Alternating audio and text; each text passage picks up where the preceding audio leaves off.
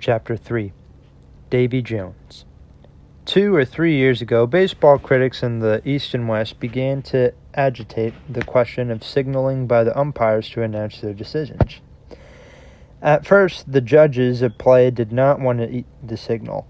They thought it detracted from their dignity to go through a dumb show resembling the waving of the arms of a semi-four. That did not deter the baseball critics from their stand. With good-natured presentence, they urged upon the umpires the necessity of the new idea, and by the new officials of the league, took up the subject and suggested that it would be worth a trial. It was finally experimented with and has been one of the very best moves in baseball as a medium of rendering decision intelligible. And now there is not an umpire but uses his arms to signal if he did not. 2/3 of the spectators at immense crowds which have been patronizing baseball for the last 2 years. It would be wholly at sea as to what was transpiring on the field, except as they might guess successfully. Even the older umpires, who were more loath to give their consent to the new system of the field, and now frank enough to admit that it had been of invaluable assistance to make them in making their decision understood when the size of the crowd is such that it is impossible to make it the human voice carried distinctly to all parts of the field. Spalding's Baseball Guide, 1909. Oh, the game was very different in my day from what it's like today. I don't mean just the fences and were further back and the ball was deader and things like that. I mean, it was more fun to play a ball then. The players were more colorful, drawn from every walk of life, and the whole thing was sort of chaotic most of the time. More highly organized and every detail like it's nowadays. I was playing in the big leagues in 1901 when Mr. William McKinley was president, and baseball attracted all sorts of people in those days. We had stupid guys, smart guys, tough guys, mild guys, crazy guys, college men, slickers from the city, and hicks from the country. And back then, a country kid was likely to really be a country kid. We called them hayseeds or rubes. Nowadays, I don't think there's much difference between city kids and country kids. Anyway, nothing like there used to be. Back at the turn of the century, we didn't have the mass communication and mass transportation that exists nowadays. We didn't have as much schooling either. As a result, people were more unique than more unusual, more different from each other. Now people are all more or less alike. Company men, security-minded, infirmity, that sort of stuff. And everything, not just baseball. Talk about colorful guys like Rube Waddle or Germany Sheffer. I doubt it fellows like that could exist in baseball today. Too rambunctious, they'd upset an apple cart. I played with Germany Sheffer on the Chicago Cubs in 1902, and again on the Tigers later on. What a man. What stunts he could pull. I used to laugh at that guy till I cried. Far and away the funniest man I ever saw. He beat Charlie Chaplin any day in the week. One day when I was on the Tigers, I think it was 1906, my first year with Detroit, we were in Chicago playing the White Sox. Red Donahue was pitching for us, and Doc White, that great little left-hander, was pitching for the White Sox. We were behind 2-1 going into the ninth inning. Then in the ninth, we got a man on first base with 2 out, and the next man up was Donahue, who was easily one of the worst hitters in the league. So Bill Armour, who was managing Detroit then, looked up and down the bench and spotted Germany Sheffer. They're sitting there talking as usual to whoever would listen. "How would you like to go up there and pinch it?" Bill asked him. "Sure," he said. "I'd love to. I always could hit Doc White." Meanwhile, Red Donahue is already getting all set in the batter's box, Red was an awful hitter, but there was nothing in the whole world he loved more than digging at the plate and taking the cuts. "Hey, Red!" yelled Schaefer. "The manager wants me to hit for you." "What?" Red roared. "Who the hell are you to hit for me?" And he slammed his bat down and comes back and sits away down at the end of the bench with his arms folded across his chest, madder than a wet hen. While Schaefer walked out there, and just as he was about to step into the batter's box, he stopped, took off his cap, and faced the grandstand. "Ladies and gentlemen," he announced, "you are now looking at Herman Schaefer, better known as Herman the Great, acknowledged by one and all to be the greatest pinch hitter in the world. I am now going to hit the ball into the left field bleachers. Thank you." Then he turned around and stepped into the batter's box. Of course, everybody's giving him the old raspberry because he'd never hit over 2 or 3 home runs in his life. But by golly, on the second ball Doc White pitched, he had just exactly what he said he would. He hit it right smack into the left field bleachers. Boy, oh boy, you should have seen him. He stood at the plate until the ball cleared the fence, and then he jumped straight up in the air, tore down to first base as fast as his legs could carry him, and proceeded to slide head first into the bag. After that, he jumped up and yelled, "Schaefer leads at the quarter," and started for second. He slid into second, yelled, "Schaefer leads at the half," and continued the same way into third and then home. After he slid into home, he stood up and announced, "Schaefer wins by a nose." Then he brushed himself off, took off his cap, and walked over to the grandstand again. "Ladies and gentlemen," he said, "I thank you for your kind attention." Back on the bench, everybody was laughing so hard they were falling all over themselves. Everybody except Brad Donahue. He's still sitting there at the end of the bench with his arms folded like a stone image with the slightest expression of any kind on his face. The next day we went back to Detroit to play against Cleveland, and Bill Armour promptly put Germany into the lineup at second base, and of course everybody at the game had read about what Schaefer had done the day before. So in the first inning, when Schaefer comes up to bat for the first time, the crowd naturally gives them a terrific ovation. "Hooray, Schaefer!" And the stands are buzzing about what he had done the day before. Fortunately, the Cleveland pitcher that day was Addie Joss, or Jose, I don't know, who Schaefer couldn't hit with a paddle. A corking good pitcher, 3 swings and Schaefer strikes out. Never came in close to the ball. Schaefer, I can't talk today. The second time at bat is hit still. "Hooray, Schaefer!" but not quite as loud as the first time. Well, he strikes out again, just as badly as before. The third time up, no commotion at all. Silence. This time he popped up. Fourth time it's Schaefer's turn up to bat. It's the 9th inning. I'm on first, and we're 2 runs behind, and as he approaches the plate for the last time that day, the crowd starts to make just as much noise as they did the first time. Only this time they're all yelling, "Take him out! Take the bum out!" Ha, that's baseball. A hero one day and a bum the next. But always lots of laughs. I saw all the great ones, in both leagues. I was in the American League in 1901, and again from 1906 through 1913, and the National League from 1902 through 1904. Actually, I played in 3 major leagues because I jumped to the Federal League in 1914 and spent 2 years there. And of course, I was in 3 World Series with the Detroit Tigers, 1907, 1908, and 1909. So all in all, there weren't very many top-flight players between 1900 and 1915, who I didn't play either with or against at one time or another. Funny thing, I never expected to be a ball player in the first place. I wanted to be a lawyer. Well, as a matter of fact, I became a lawyer.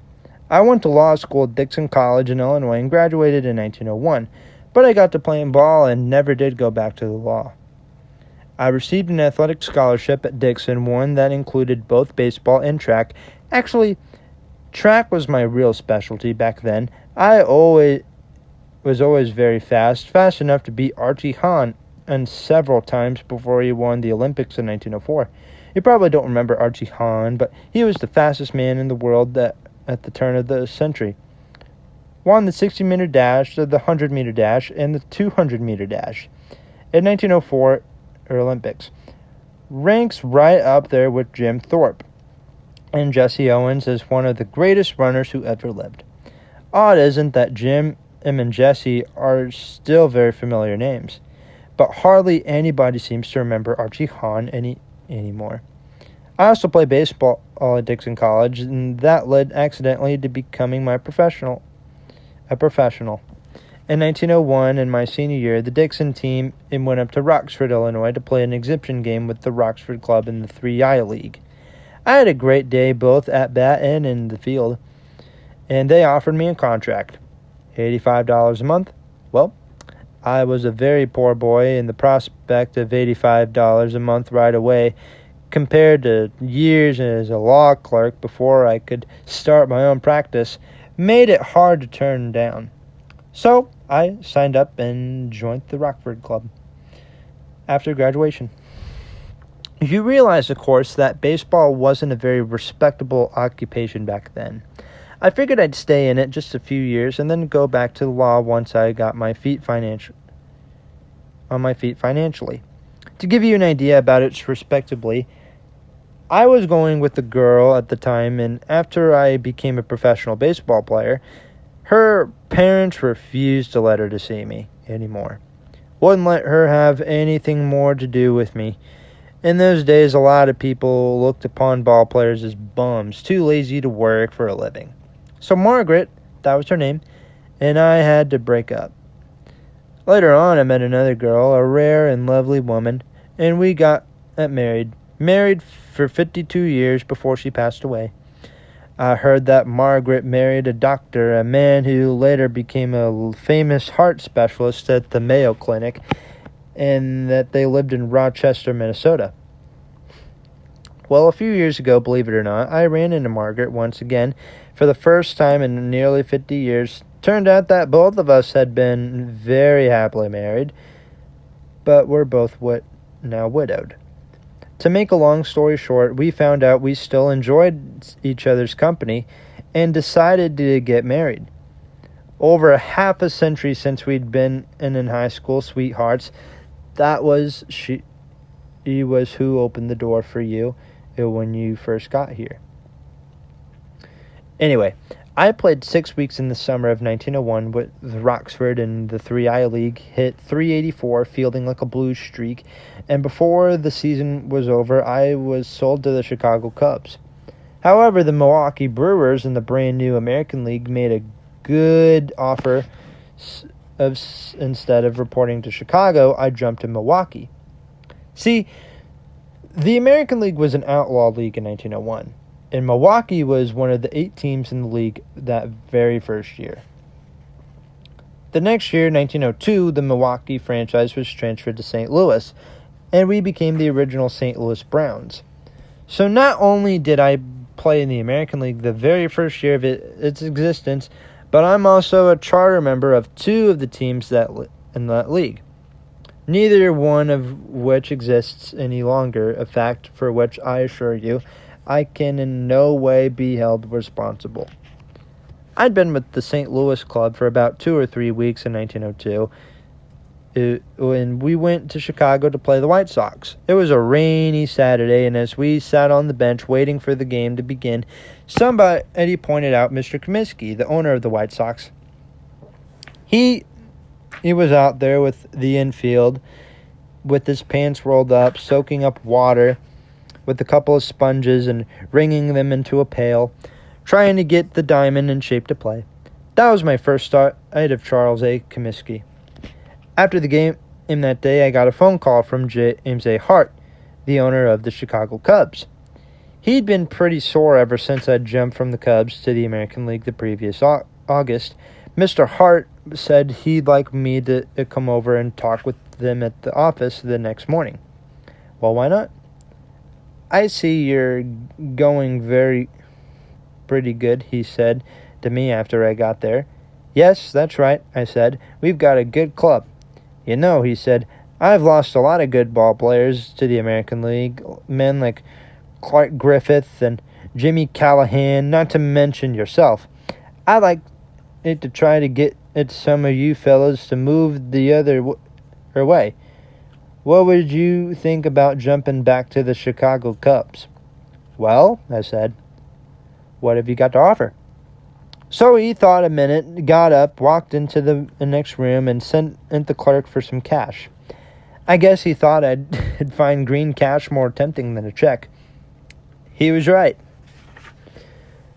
Finally, he came back about a 2-year contract for $3,600 a year, the highest salary on the club, plus a $500 bonus that you can have right now.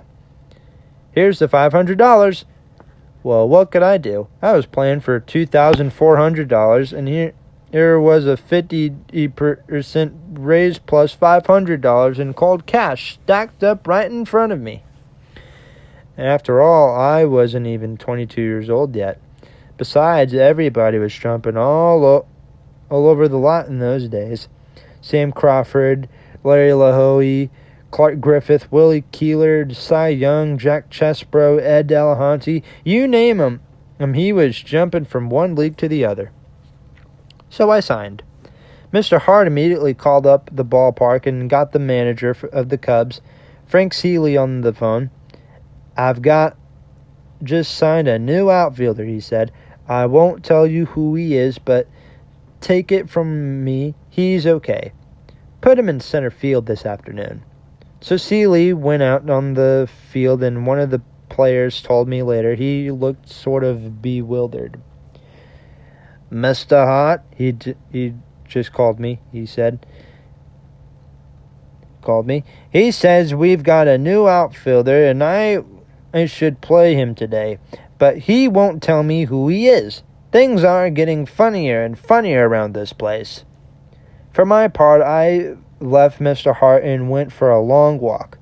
I didn't want to go back to my hotel with the Browns, who were still there, because I wasn't especially anxious to see any of my teammates. My former teammates, that is.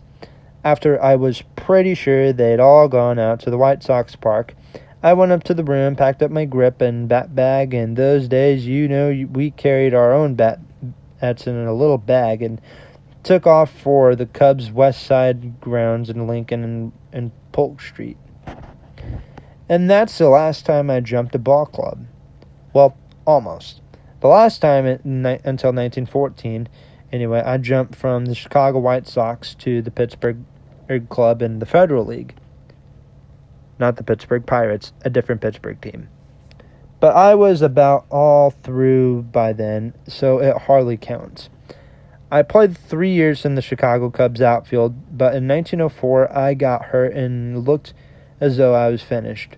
Next year I found myself back in the minors with Minneapolis in the American Association. I came back strong, though hit .346 that year, and at the end of the season I went back up to the big leagues, this time with Detroit, which was a real break for me, of course, because, as you well know, we won the American League pennant in 1907, 1908, and 1909. And for 7 years, I got to play in the same outfield with two of the greatest ball players who ever lived, Ty Cobb and Sam Crawford. Of course, playing by the side of two fellas like that was a good deal, like being a member of the chorus in a grand opera where there are two prima donnas. I've always got along with Sam just wonderfully. In a lot of ways, we were very much alike. He's still one of my very best friends today. Ty Cobb, on the other hand, he was a very complex person. Never did have many friends. To be his friend, the trouble he had such a rotten disposition, well, it was a damn hard to be his friend. I was probably the best friend he had on the club. I used to stick up for him, sit and talk with him on the long train trips, try to understand the man. He antagonized so many people that hardly anyone would speak to him, even among his own teammates. Ty didn't have a sense of humor, see. Especially, he could never laugh at himself. Consequently, he took a lot of things the wrong way. What would usually be an innocent enough wisecrack would become cause for a fist fight if Ty was involved. It was too bad. He was one of the greatest players who ever lived, and yet he had so few friends. I always felt sorry for him. In many ways, he was resented by a lot of people because he was so doggone good. And that plus being ignored because he had such a nasty disposition meant that the man was very lonely. Of course, he brought a lot of it on himself. No doubt about it. A lot of times it seemed as though he was just asking for trouble. Like one time in Detroit when Cobb was in a batting slump. When Cobb got in a slump, you just couldn't talk to him. He'd get meaner than the devil himself. Well, we were playing Boston this day, and Ray Collins was pitching against Cobb. Or pitching against us. Cobb couldn't hit this guy too well. So the idea of being in a slump and batting against Ray Collins too didn't go down very well with Ty. He just as soon as sit this one out. In about the third or fourth inning of this game, I got on base, and Ty came up to bat. I watched him for the hit and run sign like I always did, but he didn't flash any. Then suddenly, after the pitch, he stepped out of the box and hollered down at me, "Don't you know what a hit and run sign is?" Yelled it right out at me. Jake Stahl was the Boston first baseman and said to me, "Boy, any guy would holler down right here like that is nothing but a rotten skunk." But I knew Cobb, so I just ignored him. Those were his ways. That's all. Well, the second pitch came in and curved over for strike two. And was Cobb ever mad then? He went over and sat down on the bench and yelled, "Anybody can't see a hit and run sign, by God, I'm not going to play with him." Meaning me. He just sat there and wouldn't play. They had to put in another batter. All he wanted, of course, was to get out of the game because he couldn't hit that pitcher. All it was, and I was the fall guy. He put the blame on me.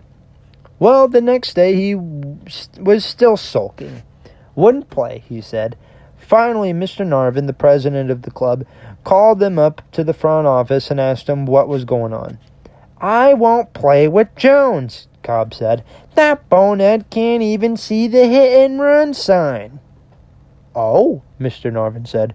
"Suppose he didn't miss the sign, which the other players tell me he didn't. So what? There's no reason for you not to play. You're just making an excuse because you're not hitting." "Who told you that?" says Cobb. "Just tell me, who told you that?" "Never mind," Narvin said. "That's none of your business. Now you're going to play today, and that's all there is to it. Otherwise, you'll be suspended without pay, and it's going to out of the question to take Jones out of the game, so forget it." Mr. Narvin told me all that afterwards. Well, that shows what kind of a person Cobb could be. Picking on me, of all people, practically his only friend on the club. But with all that, he was really some ball player. Corking. I played in the outfield with Ty Cobb and Sam Crawford for 7 years, 1906 until 1912. The greatest years in Detroit's baseball history. 3 pennants. What a team. I was generally the leadoff man in the batting order because of my speed. Usually it was Jones leading off, then Germany, or Donnie Bush, Sam Crawford batting third, Ty Cobb batting fourth, Claude Rosman next, the first baseman, and then George Moriarty, the third baseman. Jimmy Delahanty was in there somewhere, and Charlie Schmidt was the big catcher.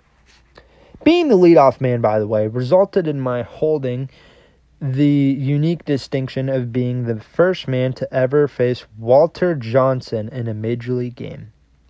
He broke in late in 1907 in a game against us. Since I led off, naturally I was the first man to face him. And that was the beginning of Walter's long, amazing career. The very beginning. Boy, could that guy ever fire that ball. He had those long arms, absolutely the longest arms I've ever saw. They were like whips. That's what they were. He'd just whip the ball in there, like. That's my whip sound effect. It was during those years, I think about 1908, I saw Germany Schaffer steal first base.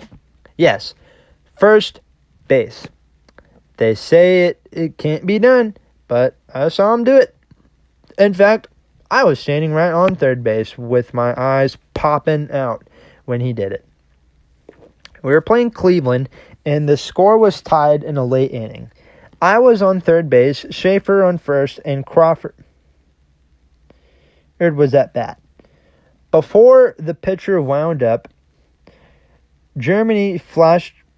Schaefer flashed me the sign for the double steal, meaning he'd take off for the second on the next pitch. And when the catcher threw the ball to second, I'd take off for home. Well, the pitcher wound up and pitched. And sure enough, Schaefer stole second, but I had to stay right where I was on third. Nick Clark, the Cleveland catcher, just held on to the ball. He refused to throw to second, knowing I'd probably make it home if he did. So now we had men on second and third. Well, on the next pitch, Schaefer yelled, "Let's try it again." And with the blood-curdling shout, he took off like a wild Indian back to first base and dove in head first. There's a cloud of dust. He figured the catcher might throw to first since he evidently wouldn't throw to second, and then I'd come home same as before. But nothing happened. Nothing at all. Everybody just stood there and watched Schaefer with their mouths open, not knowing what the devil was going on. Me too. Even if the catcher had thrown to first, I was too stunned to move. I'll tell you that. But the catcher didn't throw. He just stared. In fact, George Stovall, the Cleveland first baseman, was playing way back and didn't even come in to cover the bag. He just watched this madman running the wrong way on the base path. That didn't know what to do. The umpires are just as confused as everybody else. However, it turned out that at the time there weren't any rule against a guy going from second back to first, if that's the way he wanted to play baseball, so they had to let it stand. So there we were, back where we started. Schaefer on first, and me on third. And on the next pitch, darned if he didn't let out another war whoop and took off again for second base. This time, the Cleveland catcher evidently had enough because he finally threw to second to get Schaefer. And when he did, I took off for home. Both of us were safe. These are fond memories, you know. I haven't thought about these things in years. Yes, those were wonderful days, of course. One sad thing, a lot of the boys didn't realize how short their baseball life would be, and they didn't prepare themselves for when their playing days would be over. I was very lucky compared to most, having gone to college and all. However, I never did return to the law. What happened was that I had a brother who worked in a drugstore back at home in Cambria, Wisconsin. And on my baseball money, I helped him put through a course in pharmacy at the University of Michigan. What a bunch of clowns they are. After he was through and had his license, he went into partnership and opened up Davy Jones Drugstore in downtown Detroit.